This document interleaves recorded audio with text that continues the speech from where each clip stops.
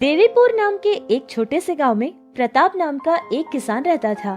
वो बहुत ज्यादा मेहनत करता था, जिसकी मेहनत का फल भी उसे बहुत अच्छा मिलता था। उसका परिवार बहुत खुशी खुशी जिया करता था। प्रताप की दो बेटियां थी। बड़ी बेटी का नाम राधा और छोटी बेटी का नाम सीता था। प्रताप ने अपनी दोनों ही बेटियों को एक अच्छे से स्कूल में पढ़ा रहा था। प्रताप की पत्नी लक्ष्मी घर की सारी जिम्मेदारियां बहुत अच्छे से निभाया करती थी। प्रताप अपनी पत्नी और बच्चियों के साथ बहुत ही ज्यादा खुश रहता था। उनका जीवन बहुत ही खुशी खुशी गुजरता था। प्रताप का जो खेत था, उसमें उसने जो फसल उगाई थी, उससे भी उसको बहुत अच्छे लाभ मिले थे। अरे लक्ष्मी, तुम्हें पता है, आज मैंने हमारे खेत के लिए नई ट्रैक्टर खरीदी है और तुम्हारे लिए और हमारे बच्चों के लिए भी मैंने नए कपड़े खरीद कर लाए हैं। अरे, ये तो आपने बहुत अच्छी बात कही है। मुझे तो आज बहुत खुशी मिली आपकी बात सुनकर। पिताजी, क्या हमारी नई ट्रैक्टर में आप हमें बाहर ले जाकर कहीं नहीं घुमाओगे? हाँ हाँ, चलो चलो, सब लोग जल्दी से ट्रैक्टर में चढ़कर बैठ जाओ, सारा गांव घूम कर आते हैं। इस तरह प्रताप और उसका परिवार नए ट्रैक्टर में बैठकर सारा गांव घूमने लगते हैं। बहुत देर तक सारे लोग बहुत मजे करते हैं और फिर शाम को घर वापस लौटते हैं। ऐसे ही प्रताप को जब कभी भी खाली समय मिलता, अपनी पत्नी और अपने परिवार के साथ ही बिताया करता था। वो लोग बहुत खुश रहते थे। ऐसे ही कुछ समय गुजर जाता है।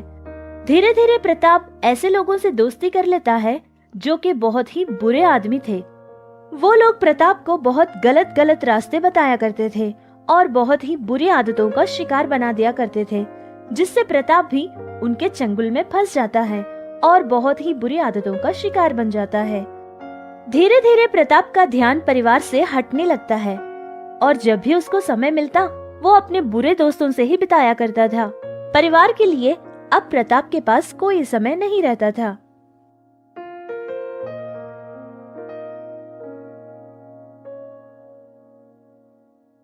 सुनिए, ये क्या आप रोज रोज नई नई आदतें बना रहे हो? आप पहले तो ऐसे बिल्कुल नहीं थे। आप क्यों इतना बदल गए हो? लक्ष्मी, तुम अपने आप को समझ क्या रही हो? अब तुम मुझसे ही सवाल करोगी? आज आप घर जल्दी आ जाएंगे और सारे लोग आपके साथ मिलकर खाना खाएंगे, ये सोचकर दोनों बच्चियों ने खाना नहीं खाया था। और क्या आप ये भी भूल गए कि आज हमारी बेटी राधा का जन्मदिन था और वो दोनों बच्चियां आपका इंतजार कर करके ऐसे ही सो गई हैं। अच्छा, ये बात तुमने मुझे पहले क्यों नहीं बताई लक्ष्मी? मैं कुछ काम में था, शायद मैं भूल गया।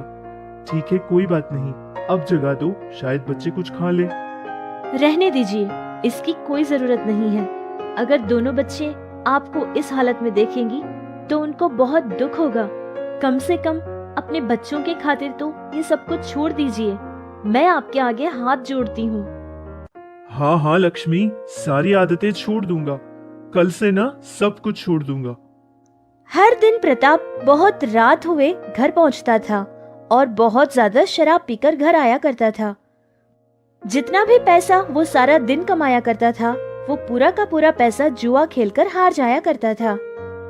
पत्नी और उसका परिवार इस काम से बहुत ज्यादा परेशान थे, लेकिन प्रताप किसी की नहीं सुनता था। जुआ खेलने के लिए प्रताप बहुत सारे लोगों के पास पैसा उधार लिया करता था और सारा का सारा पैसा हार जाया करता था, जिससे कर्जदार उनके घर पर आने लगे। लेकिन उसके पास पैसा नहीं था, जिससे उसका नया ट्रैक्टर भी वो लोग अपने साथ लेकर चले जाते हैं। ये सब देखकर प्रताप की पत्नी लक्ष्मी और उसकी दोनों ही बच्चियां राधा और सीता अपनी माँ को पकड़कर बहुत ज्यादा रोने लगते हैं और प्रताप बहुत ही शर्मिंदा होकर अपना सर झुका लेता है। कम से कम अब तो अपने अंदर बदलाव लाइए, अपनी खेत पर ध्यान दीजिए। मुझे उम्मीद है कि सब कुछ फिर से बिल्कुल ठीक हो जाएगा। लक्ष्मी, आज सिर्फ मेरे कारण तुम लोगों को इतनी बेइज्जती और इतनी बदनामी झेलनी पड़ी। नहीं लक्ष्मी, मैं ये सब नहीं देख सकता। एक हफ्ते का वक्त मुझे दे दो, सब कुछ ठीक कर दूंगा, सब कुछ। तुम बस अपना और बच्चियों का ख्याल रखना। ये सब कुछ बातें कहता हुआ प्रताप बहुत ही जल्दी जल्दी घर से जा रहा होता है। लक्ष्मी अपने पति को रोकने की पूरी कोशिश करती है, लेकिन प्रताप उसकी एक नहीं सुनता है। घर के और खेत के भी सारे कागजात लेकर एक पैसा उधार देने वाले के पास चला जाता है। वो आदमी बहुत ज्यादा ब्याज मांगता है, लेकिन वो उसके लिए भी हाँ कहता है और फिर सारे कागजात उसको देकर पैसा लेकर वहाँ से चला जाता है। इधर प्रताप की पत्नी और बेटियां बहुत ही दुखी होकर रो रही थी। ऐसे ही पूरा एक हफ्ता गुजर जाता है, लेकिन प्रताप का कहीं अता पता नहीं होता है, क्योंकि जितना भी पैसा उसने लिया था वो सारा का सारा पैसा उसने उस खेल में गवा दिया था। ये देखकर गांव के सारे लोग प्रताप को बहुत सारी गालियां देने लगे और बहुत बुरा भला सुनाने लगे। प्रताप को ये सब सुनकर अपनी गलती का एहसास हो जाता है। अपनी पत्नी और बेटियों के साथ उसने कितना अन्याय किया ये सब उसको याद आने लगता है, लेकिन वो कुछ कर भी नहीं सकता है, इसीलिए वो पूरी तरह से हार चुका था। फिर प्रताप बहुत ही मजबूर होकर कीड़ों को मारने वाली दवा पी लेता है और अपनी जान दे देता है। पति को मरा हुआ देखकर लक्ष्मी बहुत ज्यादा रोने लगती है। उसकी तो जैसे हिम्मत ही टूट गई हो। दोनों बेटियों का हाल भी रो रो कर बुरा हो गया था। ये खबर सारे गांव वालों को पहुंच जाती है और बहुत सारे लोग प्रताप को देखने के लिए वहां आ जाते हैं। और उन्हीं में वो आदमी भी रहता है जिसने प्रताप को बहुत सारा पैसा दिया था। वो आकर पूछने लगता है कि जो पैसा प्रताप ने लिया था वो उसको वापस कब लौटाएगी। उस पर लक्ष्मी को कुछ समझ नहीं आया था और उसने ये कहा कि 1 महीने में उसका पैसा वो वापस कर देगी। ये बात सुनकर वो व्यापारी वहाँ से चला जाता है। लक्ष्मी जिसको भी उस गांव में जानती थी, सारे लोगों को अपना हाल सुनाकर सहायता मांगती है, लेकिन वहाँ कोई भी उसकी कोई सहायता नहीं करता है। देखते ही देखते 1 महीना गुजर जाता है। फिर से वो व्यापारी प्रताप के घर आ जाता है और जोर जोर से पूछने लगता है कि उसका पैसा कब वापस करेंगे। उस आदमी के किसी भी सवाल का जवाब लक्ष्मी के पास नहीं था। वो ऐसे ही अपनी बेटियों को लेकर चुपचाप खड़ी रही। फिर वो आदमी लक्ष्मी और उसकी बेटियों को धक्के मारकर उसके घर से बाहर निकाल देता है और फिर उस घर को अपने नाम कर लेता है। गांव के सारे लोग लक्ष्मी की तरफ अजीब निगाहों से देख रहे थे, जिनको देखकर लक्ष्मी को बहुत ज्यादा बुरा लगा था। उसके आत्मसम्मान को बहुत बड़ी ठेस पहुंची थी, जिससे लक्ष्मी ये तय कर लेती है कि आज के बाद वो उस गांव में नहीं रहेगी जहां उसकी कोई इज्जत नहीं बची। लक्ष्मी सोच लेती है कि पैदल ही वो सफर तय करेगी। अपनी दोनों बेटियों को लेकर वो चलने लगती है और एक जंगल के रास्ते से गुजर रही होती है।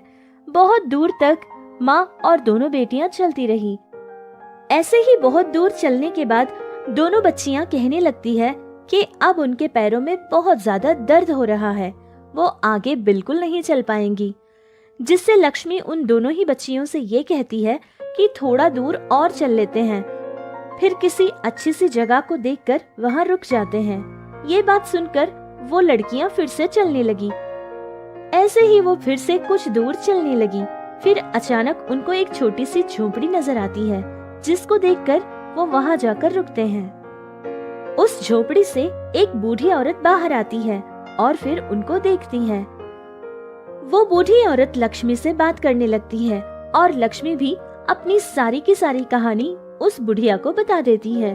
सब सुनने के बाद वो बूढ़ी औरत को बहुत बुरा लगता है और वो उन तीनों के लिए खाना बनाकर लाकर दे देती है, जिससे पेट भर के तीनों ही खाना खा लेते हैं। खाना खाने के बाद लक्ष्मी उस बूढ़ी औरत से बैठकर बात कर रही होती है कि राधा और सीता खेल रही होती है। वो लोग मिट्टी से एक बहुत ही सुंदर सा घर बनाते हैं और वो देखने में बहुत ही अच्छा लग रहा था। दोनों बहनें अपना बनाया खिलौना दिखाने के लिए अपनी माँ को आवाज देते हैं और फिर वो बूढ़ी औरत, उसकी माँ दोनों मिलकर बाहर आ जाते हैं। अरे वाह बेटा, ये घर तो बहुत ही खूबसूरत बनाया है तुम लोगों ने। माँ, हम अपने लिए भी कभी न कभी ऐसा ही प्यारा सा घर बनाएंगे। हाँ हाँ मेरी बच्ची, जब भगवान की कृपा हो जाएगी ना, तब हम भी ऐसा ही सुंदर सा घर बनाएंगे। अच्छा चलो, बहुत देर हो गई है, हम यहाँ से चलते हैं। लक्ष्मी की कही ये बात सुनकर वो बूढ़ी औरत उनको 1 मिनट और रुकने के लिए कहती है, फिर अपने घर के अंदर जाती है और एक छोटी सी कांच की बोतल लेकर बाहर आती है। उसके अंदर जो पानी था वो पानी उस छोटी सी मिट्टी के घर पर छिड़क देती है। जैसे ही वो पानी उस पर छिड़कती है वो घर असली घर की तरह बन जाता है, बहुत ही सुंदर लगने लगता है। ये सब कुछ देखकर लक्ष्मी और उसकी दोनों ही बेटियां हैरान थी। देखो बेटी लक्ष्मी, राधा और सीता, मैं कोई आम औरत नहीं हूँ, मैं एक जादूगरनी हूँ। तुम लोगों की परिस्थिति जानकर मुझे बहुत बुरा लगा और मैंने सोच लिया कि मैं तुम लोगों की सहायता करूँगी। तुम लोगों ने ये जो घर बनाया है ये कोई मामूली घर नहीं है, ये एक जादुई घर है। तुम लोग जब चाहो इसको छोटा या बड़ा बना सकती हो। बस एक बार अगर मन में ये सोचोगी कि ये घर छोटा हो जाए तो ये छोटा बन जाएगा और जब बड़ा बनाना चाहोगी तो भी बन जाएगा। उस बूढ़ी की कही बातें सुनकर वो लोग हैरान तो हो गए थे, लेकिन फिर भी बहुत खुश थे। पहले भगवान का धन्यवाद करते और फिर उस बूढ़ी का भी बहुत ज्यादा धन्यवाद करते हैं और उस घर को छोटा सा बनाकर वहां से चले जाते हैं। बहुत दूर जाने के बाद उनको एक बहुत ही सुंदर सी नदी नजर आती है और वहीं पर एक जगह भी थी जो कि खाली पड़ी हुई थी। वो जगह लक्ष्मी को बहुत ज्यादा पसंद आती है। वो लोग वहां चले जाते हैं और उस घर को जमीन पर रखते हैं। तब वो घर बहुत बड़ा और सुंदर सा बन जाता है। जो खाली जगह थी, लक्ष्मी वहां बहुत मेहनत करके कुछ सब्जियां और फल उगाती है। फिर उन सब्जियों और फलों को बाहर गांव में ले जाकर बेचा करती है। इस तरह उसने अपने जीवन का गुजारा शुरू किया था। धीरे धीरे उसका काम बहुत अच्छा चलने लगा, जिससे उसको बहुत अच्छे पैसे भी मिल जाया करते थे। दोनों ही बेटियों को वो पढ़ाने लगी थी। इस तरह उनकी जिंदगियों में खुशियां ही खुशियां भर गई थी।